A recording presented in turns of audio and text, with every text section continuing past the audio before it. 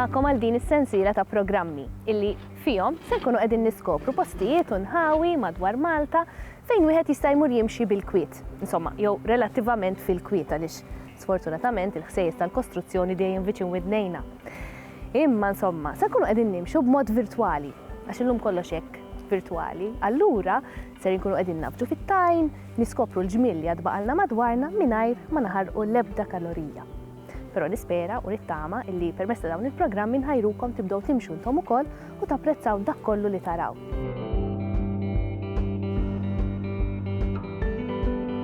Bejn il-Mosta u n-Naxxar insibu medda ta' eliqi u ta' xari imdawra bil-bini. Dawn l-inħawi huma magħrufa l-aktar bħala tal-Wej u huma ta' importanza ekoloġika, xjentifika, kulturali u arkeoloġika.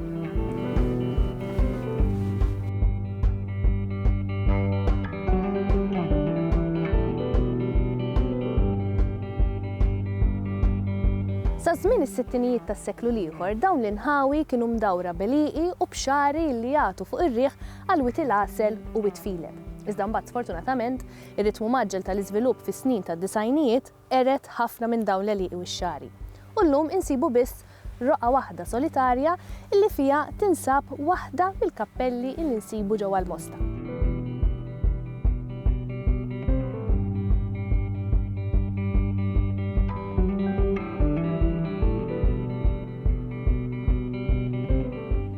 Il-mixja tal-lum ser tibda minn fejn il-kappella ta' Santa Margherita ta' Antiochja, bid-dera ikonika tagħha, imdawra biċ-ċimiterju antik ta' Santu Rocco.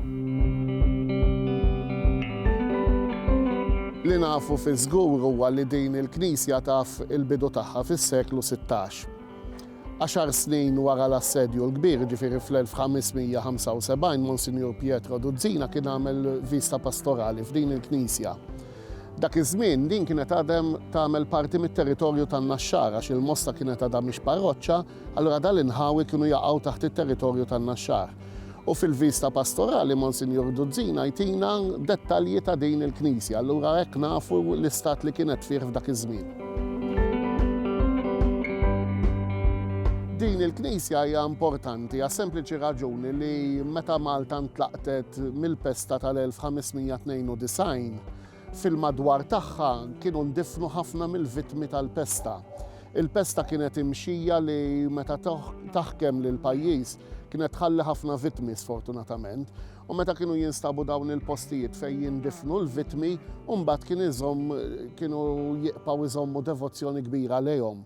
U fil-fatt hawnhekk madwar il-Knisja ta' Santa Margherita nafu li hawn ċimiterju taħt din l-art li hawn fejn indifnu ħafna minn dawn il-vittmi. Allura din il-Knisja baqgħet importanti għal fatt li indifnu l-vittmi tal-pesta madwarha. Mal-ġenb ta' din il-Knisja nsibu plakka bil-kitba Non Gode l-Immunità Ecclesias. Din il-plakka nsibuha fuq diversi kappelli madwar Malta u Għawdex. Meta ma dawn il-knejjes fil-kampanja naraw tabella Non Godem l-Immune Ecclesias tfisser li fi żmien meta bniedem kien ikun imfittex mill-liġi u jidħol ġo Knisja, kien igawdi mill-immunità tal-Knisja x'in-nies tal-Gran Mastru ma setawx jidħlu għalih fil-Knisja.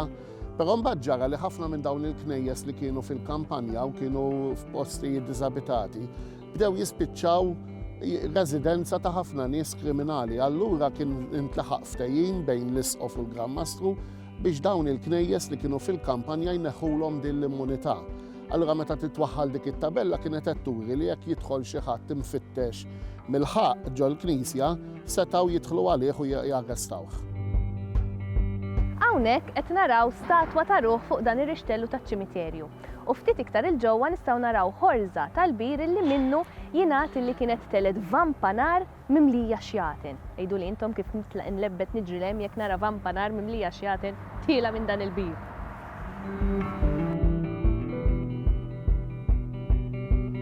Din il-Knisja ta' Santa Margherita, pereżempju, għal dal-inħawi għandha importanza kbira ħafna. Tantu hekk li tat l-isem lil din iż-żona tal-Mosta, fil-fatt hawnhekk jgħidulu Santa Margherita għax tat l-isem lil dan il-post. Barra minn hekk dawn it-tip ta' knejjes huma knejjes li jfakruna fil-qedem kif kienu jkunu l-knejjes tagħna, knisja sempliċi, l-arkitettura tagħha tara arkati biex xorok imsaqfa saqaf tont, il-rużetta tieqa forma ta' rużetta fuq il-bieb u anke meta nħarsu lejn it-titular tagħha. Naraw il-Madonna, l-figura tal-Madonna b'Santa Margherita t'Antiochia ħdejha, u mbagħad ma' ġenba n-naħa l-oħra naraw lil San Turrokku u lil San Bastjan li huma żewġ protetturi kontra l-marda tal-pesta. Allura dan ifakkarna fl-istorja li hawnhekk indifnu il-vittmi tal-pesta.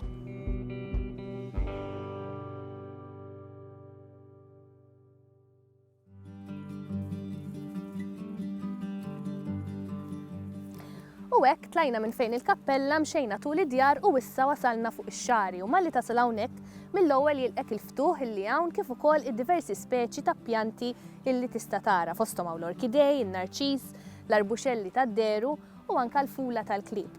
Din hija dera rurali tipika illi sfortunatament iktar ma jgħaddi żmien iktar qed issir rari.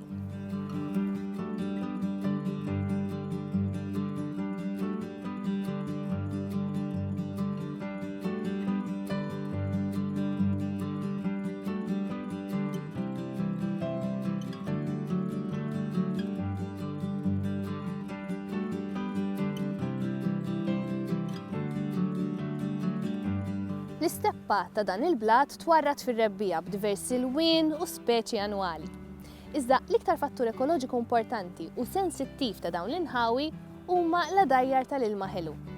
Dawn jiffurmaw fix-xitwa meta jimtlew il-ħofor tal-qawwi ta' fuq.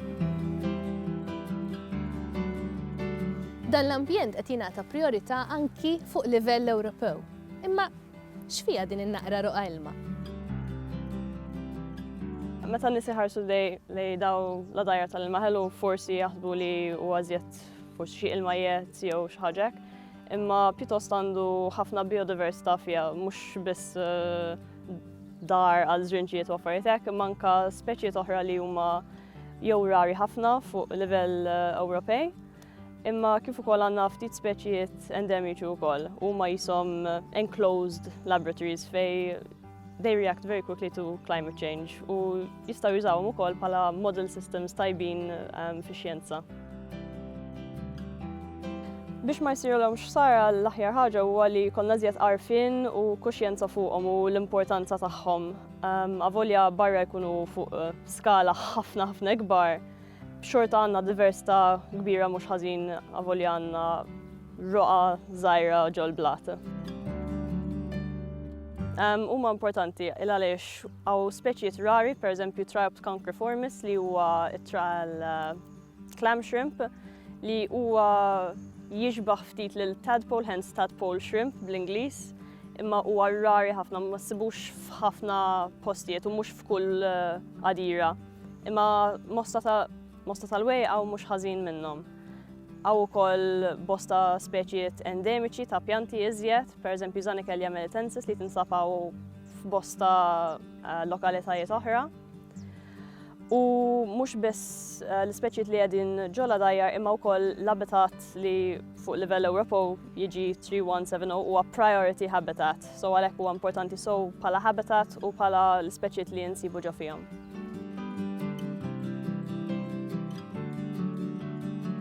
Saru ħafna studji fuq livell lokali kif ukoll livell Ewropej, bej fuq l-ispeċijiet, fuq il-protection tagħhom, xi threats hemm, kif ukoll kif jistgħu jintużaw biex jagħmlu predictions għall-futur ta' dawn il-habitats għax billi jirreaġixxu malajr għal tibdiliet fil-klima nistgħu nagħmlu predictions billi nużaw il-modeling għal dan. Il-ħajja f'dawn l-għadajjar mhijiex ristretta biss għal dak li nistgħu naraw bajnejna aħna. Fil-fatt jeżistu ħafna speċi ta' annimali u ta' pjanti mikroskopiċi illi jgħixu fost dawn il-foresti żgħar tal-ħażiż, bħal speċi ta' ostrakodi, speċi ta' algi u anki annimali b'ċellola waħda, bħal rotiferi. Ejja narawhom flimkien.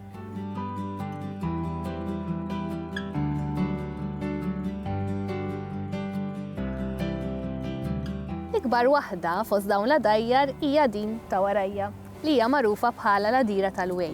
Din mixejn għajr barriera antika illi timtela bl-ilma u bil-ħajja.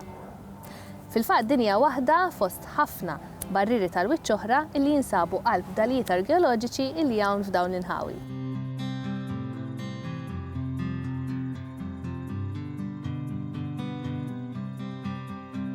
Fl-inħawi tal-Wej insibu żewġ habitats prinċipali li huma ix-xari u l-isteppa tal-blat. Il-habitat tax-xari insibu fih diversi pjanti perenni li jfilħu għas-sħana tas-sajf bħal pereżempju is-satar u s-siġra tad-deru. Insibu wkoll diversi speċi li jgħixu fis-sħana tas-sajf taħt il-ħamrija permezz ta' basla jew permezz ta' eruq bħal pereżempju il-basal tal-ansar jew inkella il-berwieq. Imbagħad iwarrad fil-ħarifa u x-xitwa u jagħtina l-fjuri li huma tant importanti f'dawn it-tipi ta' habitats. Apparti dawn l-ispeċi nsibu wkoll speċi ta' importanza bħal pereżempju l-orkidej.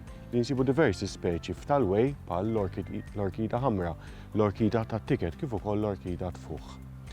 Fil-każ tal-isteppa tal-blat għandna tip ta' pjanti differenti, prattikament ħaxix li jikber tul ix-xitwa u tul il-ħarifa, jagħmel fjuri li ħafna drabi biss għandhom sinifikanza għan-naħal minħabba li mhumiex fjuri li jiddakru minnhom, imma mbagħad huma importanti għal speċi oħrajn. Il-habitats li nsibu f'tal-Wej għandhom diversi speċi li huma uniċi. Insemmu pereżempju l-habitats tal-għadajjar tal-ilma ħellu fejn hemm diversi speċi endemiċi u indiġeni. Però anki meta ma mhumiex dawn il-habitats insibu diversi speċi li minħabba li qegħdin preżenti hawnhekk u minħabba li qegħdin preżenti f'ċertu abbundanza, is-sit huwa ddeżinjat bħala sit protett.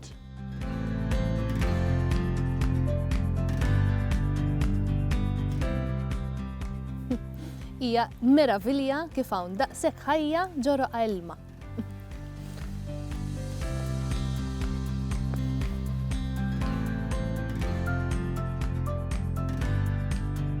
Li jista' jsir meta wieħed iżur dan is-sit huwa li jsegwi regoli bażiċi sabiex l-impatt tiegħu waqt li tiżur hawnhekk ma jkun sinifikanti. Pereżempju li inti waqt li miexi timxi biss fuq il-passaġġi. Jekk inti ġejt għal xi attività mhux taqbad u tifrex fejn ġipu laħaq, imma tuża żoni fejn m'hemmx pjanti jew annimali.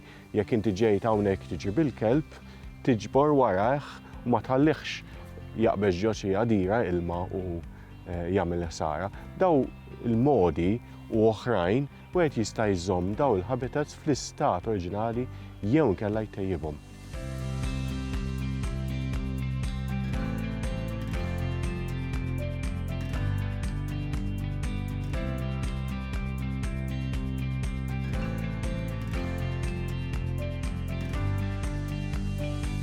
Għal-Pixxari, u qabel ma beda l-iżvilupp tal-art fl-1983, hawnhekk kienu jinsabu 13 il-qabar puniku. Issa f'Malta b'kollox għandna 649 qabar. Iżda llum minn dawn l-oqbradek tista' tara biss 4. Issa x'aktarx dawn kienu jintużaw għat-tfin bejn is-snin 750 qabel Kristu sa bejn wieħed u ieħor 200 sena qabel Kristu.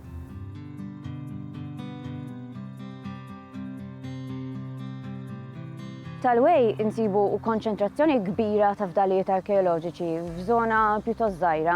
Għandna l-barriri klassiċi li minnhom kienu jaqtaw il-ġebel. Għandna r-raddi li bl-Ingliż nafuhom bħala kartrats, għandna l-oqbra tat-tip tipiku puniku Ruman, għandna d-dolmen ta' żmien il-Bronż u għandna wkoll it-trinek maqtwajn fil-blat li kienu jintużaw għall-agrikoltura. Xi ħaġa li rridu nżommu f'moħħna li avolja llum il-ġurnata nħarsu lejn dawn l-fdalijiet kollha fl-istess post, dawn mhumiex kollha tal-istess perjodu, ġifier ma sarux kollha fl-istess żmien. Hawnhekk qegħdin inħarsu lejn kważi 3000 sena ta' okkupazzjoni kważi kontinwu. Mill-iktar fdalijiet qodma li għandna li huma x'aktarx id-dolmen ta' żmien il-Bronż sal-iktar struttura riċenti li għandna hawnhekk li hija l-Kappella ta' Santa Margherita li nbniet lejn l-aħħar tas-seklu 16.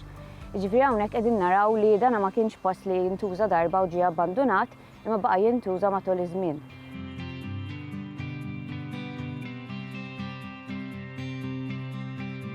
Fost fdalijiet kurjużi li hawn f'dawn l-inħawi insibu ir-raddi, jew inkella kif nafuha bl-Ingliż cart rats. Fil-fatt dawn ir-raddi huma wħud mill-isbaħ li għadhom jidhru fuq gżiritna.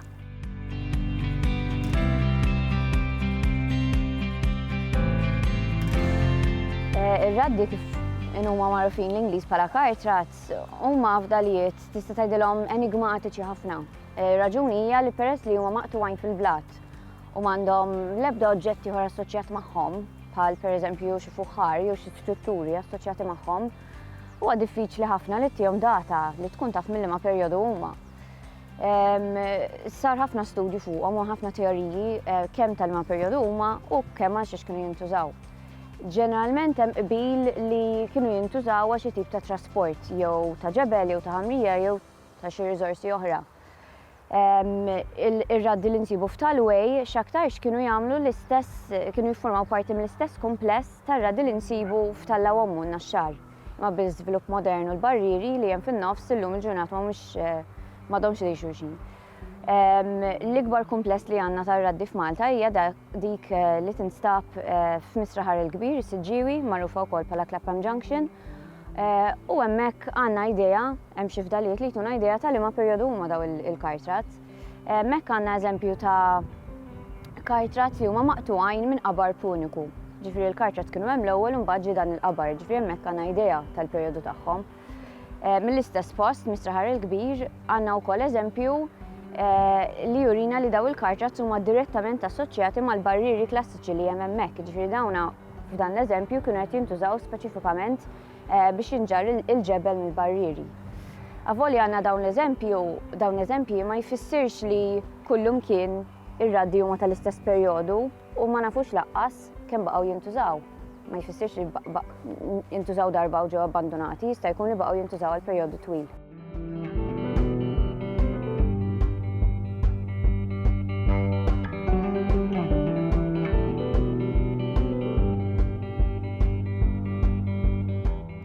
Hawnhekk ta' ħitan tas-sejjieħ illi fihom blatit kbar u saħansitra nsibu wkoll trinek ta' dwieli minn żmien ir-Rumani.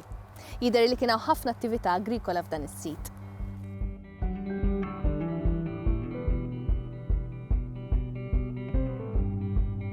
Ma nafux eżatt għax xiex kien jintuża Talway. Niftakru li diġà għedna li maħniex qed nitkellmu fuq perjodu wieħed, ma fuq iżjed minn perjodu wieħed, u ma nafux x'baqa' jattira n-nies lejn din iż-żona għal daqstant żmien twil. Jista' jkun li kienu qed jużaw xi riżorsi naturali li kienu hawnhekk. Mill-barrieri klassiċi nafu li kienu qed jieħdu l-ġebel minn hawn. Mill-cart rats nafu li għal xi raġuni kien ċentru kważi jew passaġġ importanti tas trasport li n-nies kienu jgħaddu ħafna minn hawn. Mit-trinek li huma mħaffrin fl-art nafu li kien hemm xi attività agrikola. Ma nafux eżatt x'kienu qed ikabru, daw it-trinek kienu jservu peress li m'għandniex ħafna font ta' ħamrija, speċjalment f'din iż-żona, kienu jservu biex jimtlew bil-ħamrija ikabru l-pjanti ġo fihom u jinġabar anke l-ilma ġo fihom. Ma nafux eżatt kif kien Talway f'dak iż-żmien laqqas. Ġifieri llum il-ġurnata tara ħafna ġebel kbir li seta' kien x'imkien ieħor iċċaqlaq u ntuża biex jinbnew xi ħitan tas-sejjieħ jew iċċaqlaq minn postu ntuża xi ħaġa oħra. Ġifieri avolja diffiċli ngħidu għal xiex kien jintuża, nafu li f'ħafna perjodi differenti jidher li kien importanti.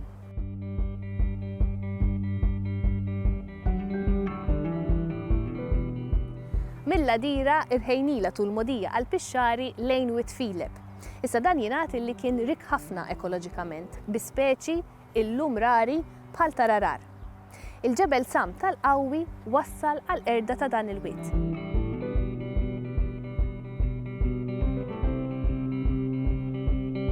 L-aktar fdal megalitiku li jiġbdu attenzjoni f'dawn l-inħawi huma id-dolmen.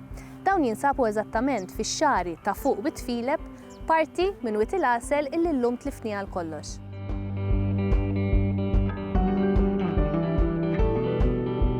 Id-dolmen huma strutturi ta' żmien il-Bronż li nsibuhom f'Malta u Għawdex u anke barra minn pajjiżna nsibuhom fl-Afrika ta' fuq, nsibuhom f'Sqallija u f'pajjiżi oħra wkoll. Dawn huma strutturi ta' żmien il-Bronż mibnin jew minn żewġ ħitan b'ġebla kbira fuqhom jew minn żewġ ġebel kbar fil-ġnub u ġebla oħra orizzontali fuqhom. Li dawn x'aktarx kienu jintużaw għat-tfin biex jitfu n-nies mejtin taħtom.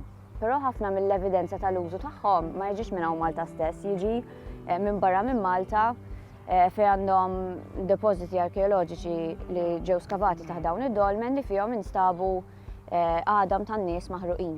Id-dolmen li għandna u Malta sfortunatament ma tantx ħareġ f'dal arkeoloġiku minnhom. Avolja għandna dolmen waħda li hija ta' Ħammud in-Naxxar li minn taħta ħareġ fuħħar ta' żmien il-Bronz li jkompli jgħidilna li dawn l-istrutturi li għandna u Malta huma simili ta' dawk l-istrutturi li għandna barra wkoll. Id-dolmen li għandna l-Witfilep tista' tgħidilhom forsi l-iktar li jinnutaw in-nies peress li qegħdin fil-ġem ta' triq u inti s-suq tarhom. U jituna evidenza ta' xi ħaġa li diġà semmejnija l-importanza ta' tal-way mhux f'perjodu wieħed biss imma f'ħafna perjodi li fi żmien il-Bronz jidher li kienet jintuża hawnhekk għat-tfin.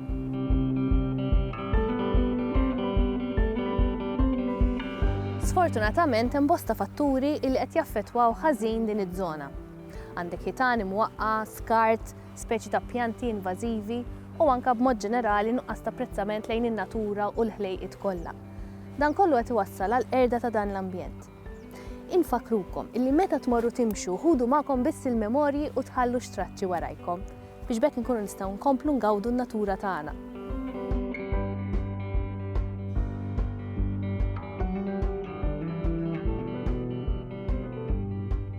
Il-fatt kurjuż tal-lum. Il-kreattività tista' tiġi mejjuna b'mixja tajba. U aħna llum il-mixja tagħna spiċċata hawnhekk. Id-darba li jmiss se mmorru nimxu f'Witi l-Għasel. Mela niltaqgħu id-darba li jmiss.